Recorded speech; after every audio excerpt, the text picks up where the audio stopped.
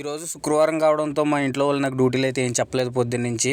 మా పెద్ద పిల్ల ఫోన్ చేసి కుమార్ తాల్సాయర్ అని అయితే చెప్పింది. ఫస్ట్ అయితే నన్ను హవేలీ అయితే తీసుకెళ్ళమంది. హవేలీలో ఎక్కడికి తీసుకెళ్ళమందో ఈ వీడియోలో చూపిస్తాను. వీడియో లాస్ట్ వరకు అయితే చూసండి. ఇది వచ్చేసి హవేలీలో 40వ నెంబర్ రోడ్డుకి చేర్చి అయితే ఉంటుంది అనమాట. ఈ మాల్ ఓన్లీ లేడీస్కి సంబంధించినవి దొరికితే ఫ్యామిలీస్కి ఇంకా చిన్న చిన్న పిల్లలకి కావాల్సిన బట్టలు షాపింగ్ చేయడానికి అయితే వచ్చారు.